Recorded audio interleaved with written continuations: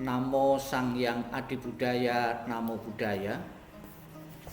Bapak Ibu, saudara-saudara dimanapun Bapak Ibu berada, segenap para upasaka dan upasika yang berbahagia.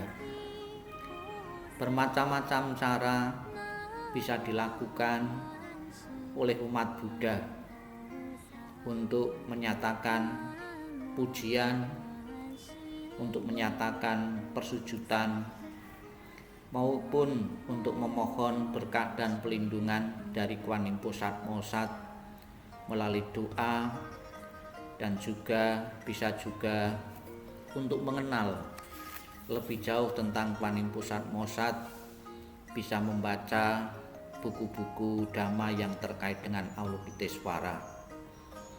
Pada kesempatan ini saya akan memberikan sebuah puisi yang juga merupakan ungkapan keyakinan dari umat Buddha yang menyatakan persujudan, pujian maupun doa kepada Kuan Yin Pusat Moksat atau Avalokitesvara yang merupakan sesosok makhluk suci yang menjadi pujaan bagi umat Buddha. Dalam bentuk puisi ini saya ambil dalam buku Avalokitesvara, Asal Perwujudan dan Makna. Judul bukunya Avalokitesvara, ditulis oleh seorang biku Piyasilo Mahatera, diterjemahkan Piyananda, editing Suryananda, setting dan layout Indra, diterbitkan oleh Yayasan Penerbit Karania. Dengan puisi ini semoga Bapak Ibu sekalian akan semakin mengenal tentang sesosok Kuan Yin Pusat Moksat ini. Judul puisi ini adalah Avalokitesvara. Di masa-masa sengsara dan kacau, tak kala karib yang paling dibutuhkan meninggalkanku. Anda, oh penjawab cerit tangis, selalu ada di sisiku. Dengan 1000 lengan yang membawa nikmat dan bahagia, menolongku membakar habis karma masa lampau dan menanam benih kebudayaan.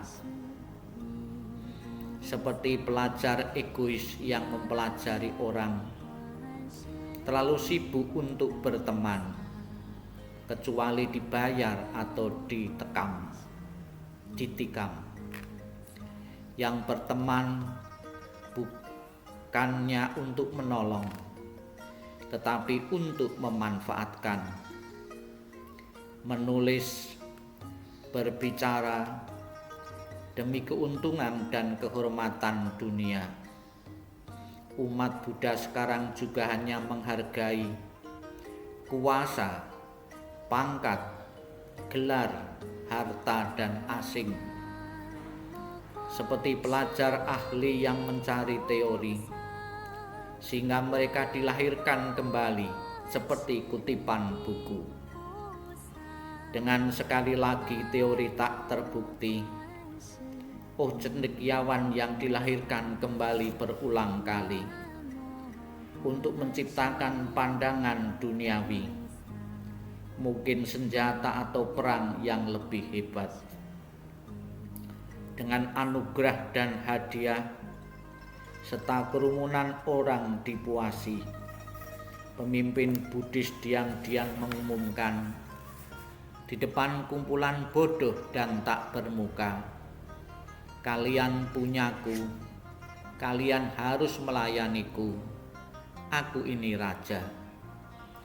Biksu sombong dan biksuni egois, lokal dan asing, dengan muslihat kecil ini bermain satu sama lain, senyum kemenangan, berjalan seolah-olah brahmana, mengadakan pertunjukan demi kepentingan wihara, atau mungkin memperbaiki Buddha Dharma dari Sang Buddha.